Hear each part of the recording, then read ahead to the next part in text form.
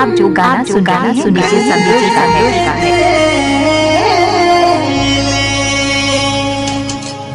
तड़पत दिल के छोड़ी गेले। अगर आपने किसी से सच्ची मोहब्बत की है ना, तो हमारे चैनल जरूर सब्सक्राइब कीजिएगा।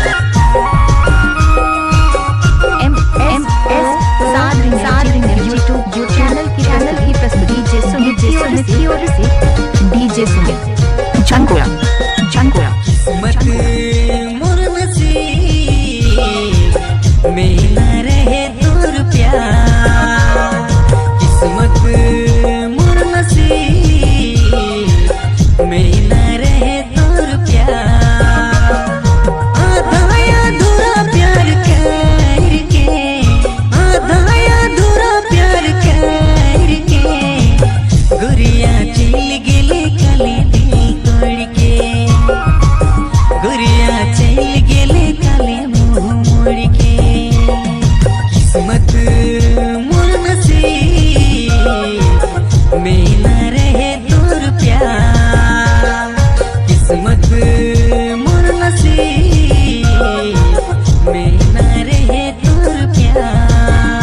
आप सुन रहे की प्रस्तुति। जी हाँ, आप सुन रहे हैं डीजे सुमित मोबाइल स्टूडियो।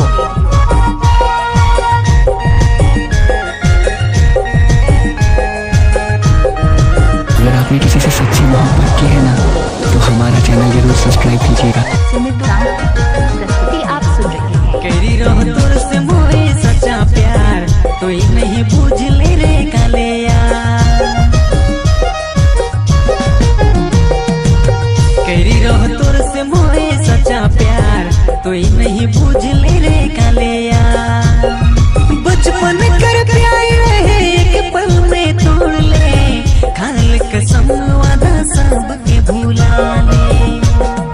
बचपन कर प्यार रहे एक पल में तोड़ ले, खाल कसम वादा सबके भुला ले। किस्मत मोर नसीब में न रहे दूर प्यार। किस्मत मोर नसीब में न रहे दूर प्यार।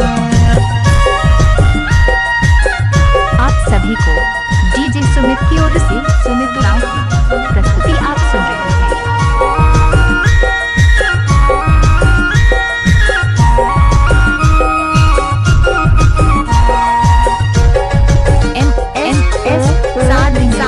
यूट्यूब चैनल की प्रस्तुति डीजे सुमित की ओर से। संगी संगी रही दुयो प्रेम जोड़ी, अब तो संग छुटी गे।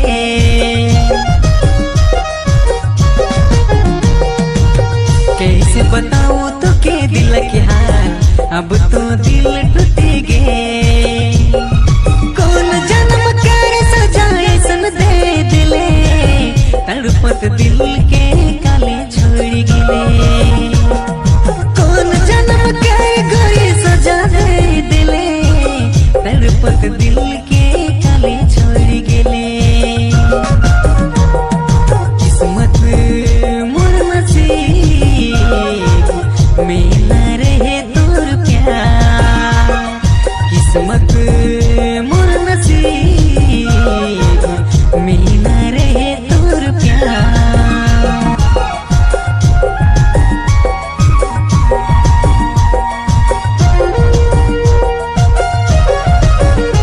अगर आपने किसी से सच्ची मोहब्बत की है ना, तो हमारा चैनल जरूर सब्सक्राइब कीजिए।